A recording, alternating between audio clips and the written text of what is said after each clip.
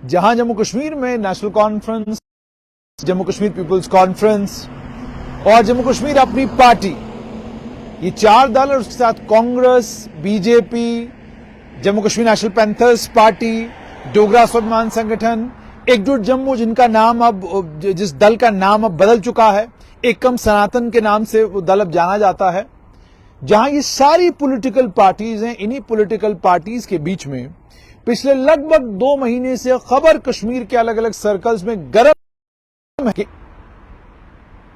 एक और राजनीतिक दल जम्मू कश्मीर में जन्म लेने जा रहा है। इंटरनेट की थोड़ी दिक्कत के कारण आपके साथ जुड़ने में दिक्कत आ रही है। एक और राजनीतिक दल जन्म लेने जा रहा है।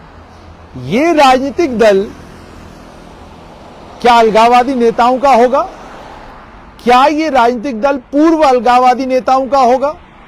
और इस राजनीतिक दल को कितना स्पेस मिलेगा जम्मू कश्मीर में ऑपरेट करने के लिए? ये बड़े सवाल हैं जिन पर अभी भी चिंतन मंथन चल रहा है।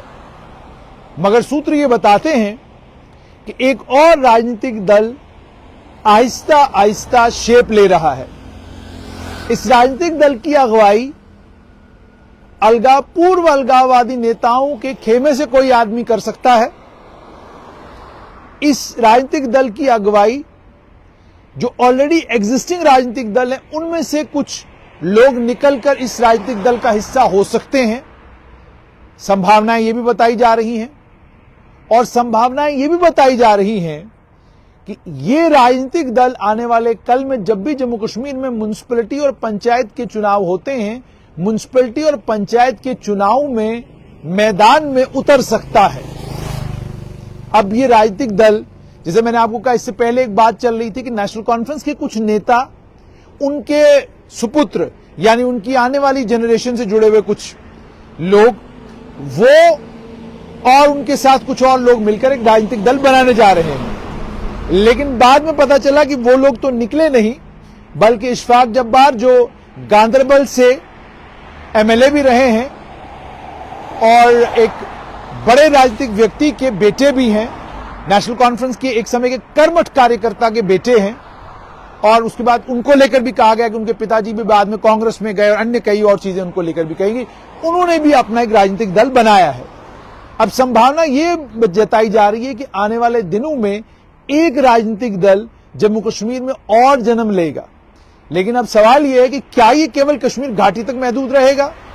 अभी तक तो आपने देखा होगा कि जितने भी राजनीतिक दलों ने जन्म लिया वो केवल और केवल घाटी तक महदूद रहे। कोई दल अगर जम्मू संभाग में जन्म लेता है तो उसके लिए स्पेस उतना ऑपरेट करने के लिए उसको नहीं मिलता।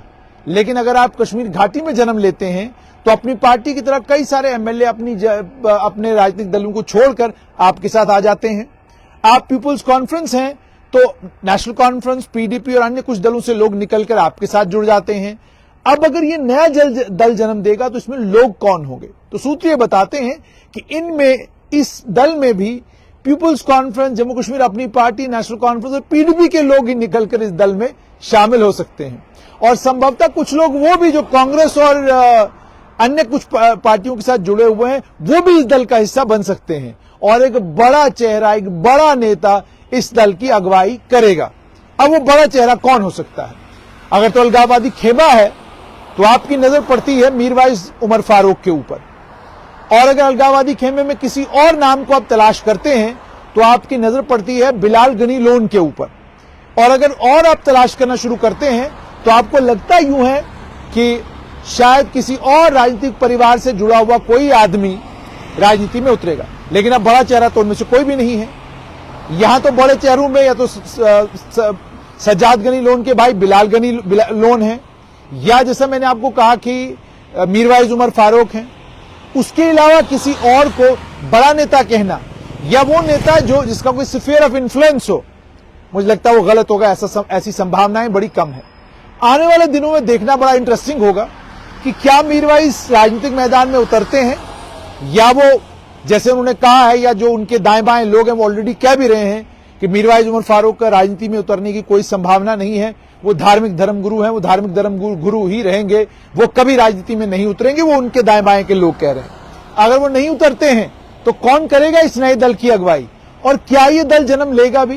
क्योंकि जैसे मैंने आपको कहा, इशफाक जब्बार जिस राजनीतिक दल को आज रिप्रेजेंट कर रहे हैं या जिस राजनीतिक दल की अगुवाई आज कर रहे हैं, इस राजनीतिक दल को लेकर कि ये जन्म ले रहा है, ये राजनीतिक दल बनने जा रहा है, ये बातें साल 2022 जुलाई में हो रही थी। और फाइनली जब वो दल बना तो आप देखिए मार्च 2023 के बाद, अप्रैल 2023 के बाद। तो कहने का मतलब ये कि जो राजनीतिक दल अब बनेगा, क्या उसकी अगुवाई कोई अलगाववादी नेता करेगा और कब तक ये राजनीतिक दल बनेगा? क्या ये असेंबली के चुनाव से पहले होगा या म्युनिसिपैलिटी और पंचायत के चुनाव में इंडिपेंडेंट और आजाद उम्मीदवार के तौर पर इनके लोग चुनाव लड़ेंगे और बाद में यही लोग इकट्ठे होंगे और एक दल की शक्ल ले लेंगे? क्योंकि अगर आप इंडिपेंडेंट लड़ते हैं और भारी मात्रा में आपकी जीत होती है, उसके बाद अगर आप एक दल की घोषणा करते हैं तो आप एक बड़ी ताकत कश्मीर में बन सकते हैं। देखना अब यह होगा कि कब तक ये अलगाववादी खेमा